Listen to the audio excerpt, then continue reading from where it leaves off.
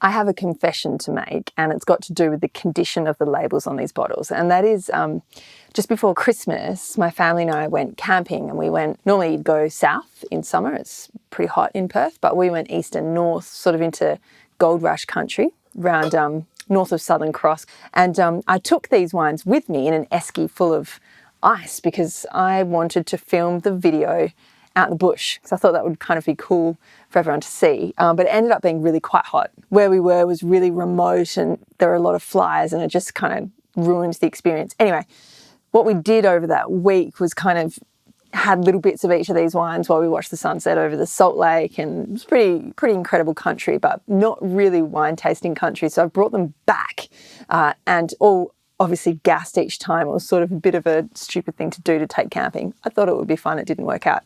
And I've just repoured the wines today. So I opened these before Christmas and tasted them for review for the Robert Parker Wine Advocate report that I published between Christmas and New Year. And the wines are pristine, which is a thrill for me because they got bumped around. We went four-wheel driving. They stayed in a cold environment, which is really important, but it was by no means stable. So even this older wine from 1998 is still looking absolutely cracking today, which is kind of a really big win for Tyrrell's and a really big win for Hunter Valley Semillon. So let's talk about it. This is the Tyrrell's VAT 1 Hunter Valley Semillon. We've got 2022 in the first glass and 1998. You'll notice all under screw cap. Very exciting. And what we're going to talk about today is the evolution of flavour, texture and deliciousness over the years with Hunter Valley Semillon, how it ages. So in the first glass, you can see that this wine is clear like water. It's not water, it's 2022 Semillon, but it's clear. And I think it's grassy and bright and citrusy and lemony and gorgeous, but it's very, very restrained and very tight. I posted a video, which I'll post a link for below in the notes, about Hunter Valley Semillon. I looked at 4 producers. And when I posted the link on my Instagram page, everyone was kind of like, where's Tyrrell's? Why haven't you reviewed Tyrrell's? I knew I had this upcoming, but it wasn't evident in the video. But what did occur in the comment thread underneath that post, was a really kind of cool discussion around Semillon and its acidity. Now, I was always under the misapprehension that Semillon was a high acid grape. It's not. It is when it's picked early, like they do in the Hunter. So these wines are all kind of 11%, 11.5,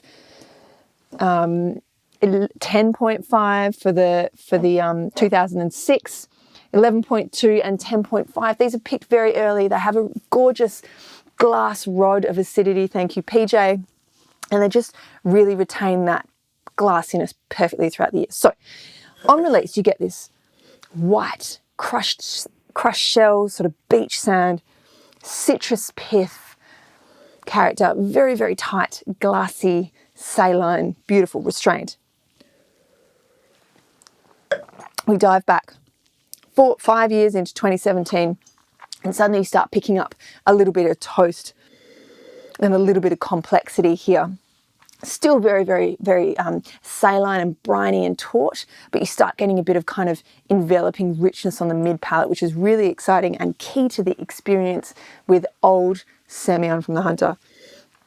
Moving into the 13, which is the wine that I gave the most serious nudge while we were away, because I think the window of drinking here is so nice. You can get a glimpse of the older stuff, but you're still looking at it as a very young wine. 2023 now, this is a 10-year-old wine. This is toasty, taut, briny. It's got like a gorgeous creamed honeysuckle mid palate. Really delicious and low alcohol, so it has a kind of restraint and a rigidity that I think is really exciting. Moving into 2009, we're jumping back a bit now, like, what is that, 13 years? This is really, it's still in colour, look at it.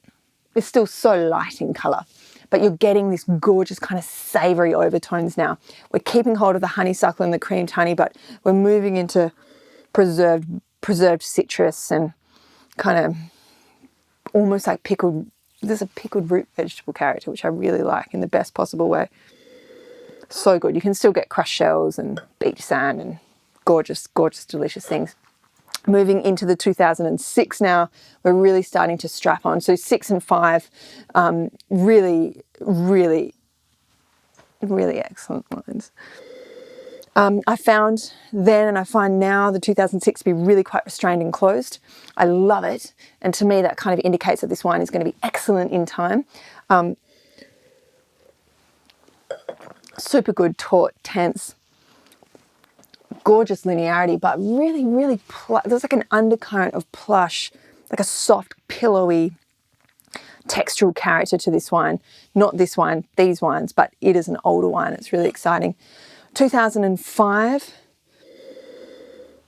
we're moving into like, you know, when you get that little, you might be eating like a really good triple cream brie and the rind has that little sting of bitterness on the edge, but it goes so well with the creamy inside of the cheese that it only elevates the experience.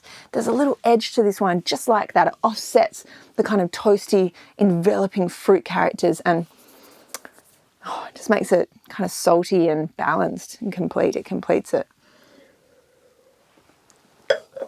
That acid, like it's so good. It just underpins everything, keeps it fresh, keeps it taut and on the tracks.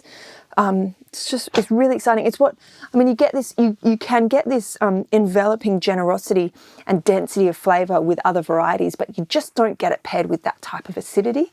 It's got like a rapier cut, you know, glassy and shards of it in the mouth.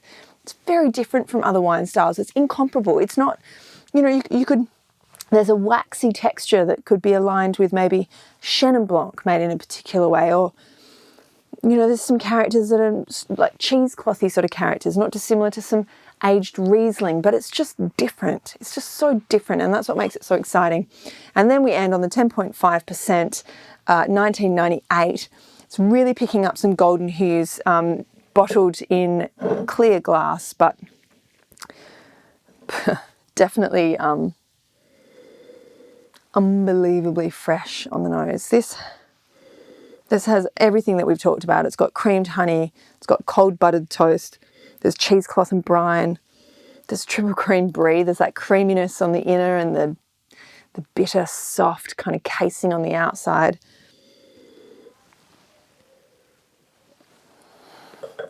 And there's that glass rod of acid. They're so good, these wines. It's like, these wines are kind of, I suppose they're kind of like Riesling and Chenin in that wine people are always like, what, you don't love aged Semillon? Why don't you love it? You should love it. And we give it to all of our friends and all of our friends go, wow, we love this. This is amazing. You're right. But try and sell it. My God, it's like putting the proverbial uphill. It's really hard. So I don't understand that. But when I have these wines, I just wonder how I could possibly want anything else. They are thrilling.